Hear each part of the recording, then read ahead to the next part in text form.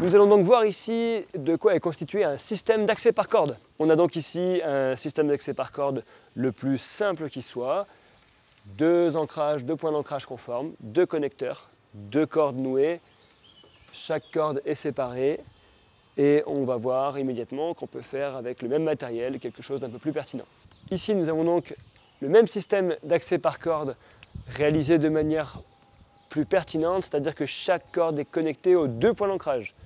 On obtient ainsi une forme de redondance qui, si jamais un point d'ancrage ou un connecteur venait à défaillir, évite que l'utilisateur tombe sur son système d'arrêt des chutes et donc ait plus de difficultés à s'auto-évacuer. Pour parler donc de la situation d'accès par corde, ici nous avons un cordiste qui est positionné en suspension, donc situation cordiste typique. Et si on détaille ce système, on peut voir qu'il est en correspondance avec l'ensemble des exigences réglementaires.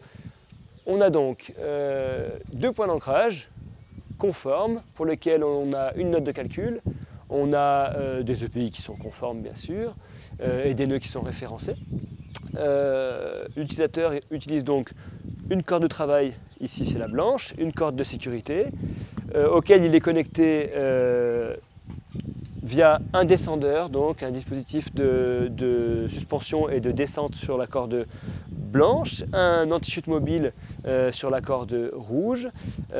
Ces deux appareils sont connectés au harnais de l'utilisateur. En général, le système de maintien est connecté sur le pontet ventral et le système d'arrêt des chutes est connecté sur le pontet sternal ou éventuellement dorsal pour des situations très spécifiques. L'utilisateur doit attacher son matériel de manière à éviter sa chute.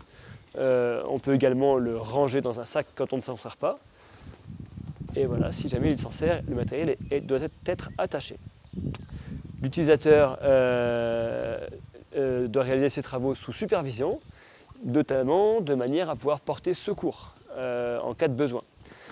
C'est pour ça, en l'occurrence, que je me tiens prêt, équipé de mon harnais et de mes EPI, pour lui porter secours s'il en avait besoin, et l'évacuer, en l'occurrence, vers le bas. Enfin, l'utilisateur est formé, il doit être formé aux opérations spécifiques envisagées. Il doit aussi maintenir à jour ses compétences par le biais de formation, de maintien des acquis par exemple. Voilà pour ce qui est d'un système de travaux sur corde.